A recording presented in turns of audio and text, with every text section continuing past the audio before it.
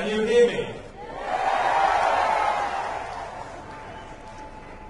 I am here today because I cannot be there with you today. But thank you for coming.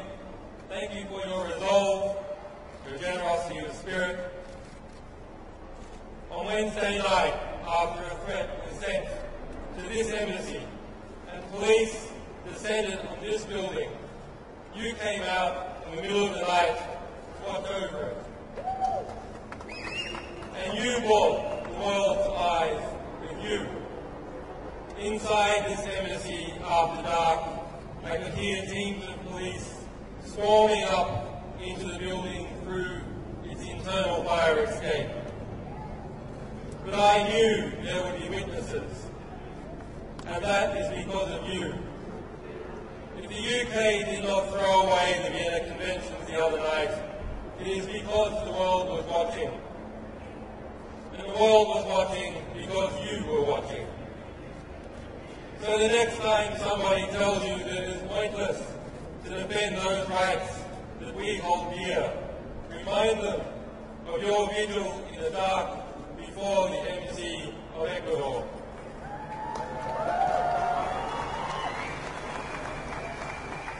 Remind them how, in the morning, the sun came up on a different world and a courageous Latin American nation took a stand for justice.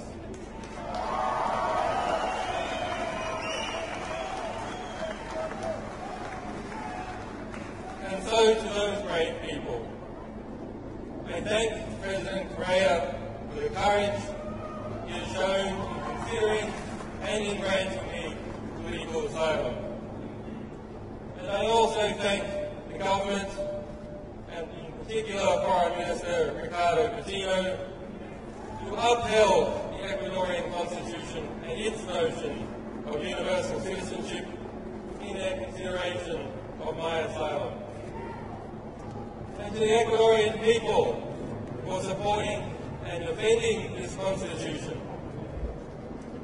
And I also have a debt of gratitude to the staff of this embassy, whose families live in London, and who have shown me hospitality and kindness despite the threats we all received.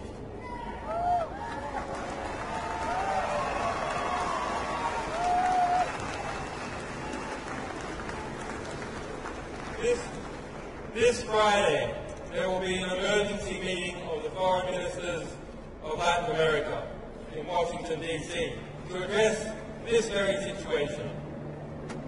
And so I am grateful to those people and governments of Argentina, Bolivia, Brazil, Chile, Colombia, El Salvador, Honduras, Mexico, Nicaragua, Argentina, Peru, Venezuela, and to all other Latin American countries who have come out to defend the right to asylum.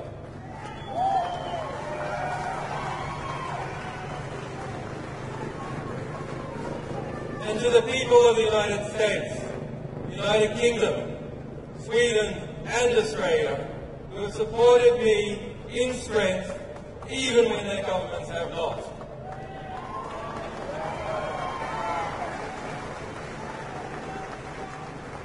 And to those wiser heads in government who are still fighting for justice, your day will come.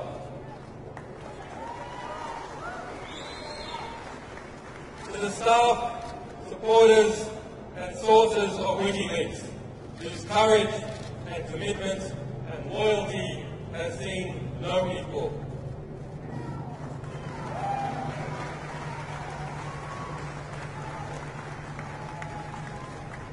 To my family and to my children who have been denied their father, forgive me.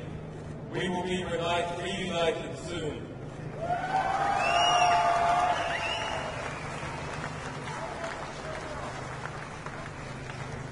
As WikiLeaks stands under threat, so does the freedom of expression and the health of all our societies.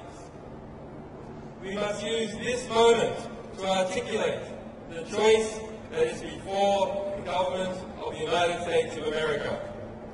Will it return to and reaffirm the values, the revolutionary values it was founded on? Or will it lurch off the precipice, dragging us all into a dangerous and oppressive world in which journalists fall silent under the fear of prosecution and citizens must whisper in the dark? I say it must turn back. I ask President Obama to do the right thing. The United States must renounce its witch hunt against WikiLeaks. The United States must dissolve its FBI investigation. The United States must vow that it will not seek to prosecute our staff or our supporters. The United States must pledge before the world that it will not pursue journalists for shining a light on the secret crimes of the powerful.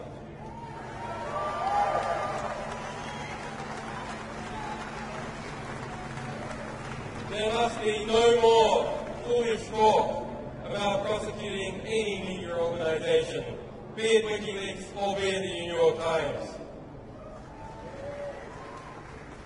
The US administration's war on whistleblowers must end.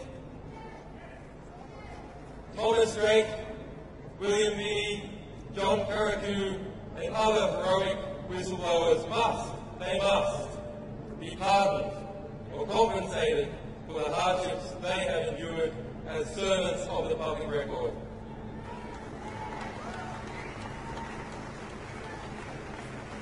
And to the Army private who remains in a military prison in Fort Leavenworth, Kansas, who was found by the United Nations who endured months of torturous detention in Quantico, Virginia, and who has yet, after 2 years in prison, to see a trial, he must be released.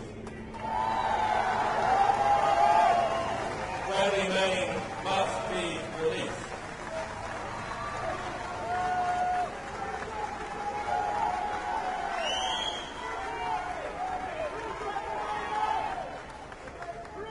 If Bradley Manning did as he is accused, he is a hero and an example to all of us, and one of the world's foremost political prisoners. Bradley Manning must be released. On Wednesday, Bradley Manning spent his 815th day of detention without trial. The legal maximum is 120 days.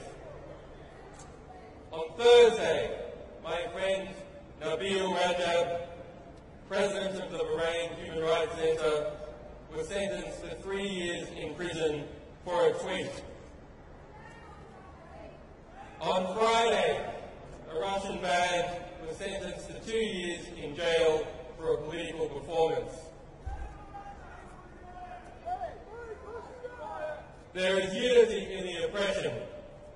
There must be absolute unity and determination in the response.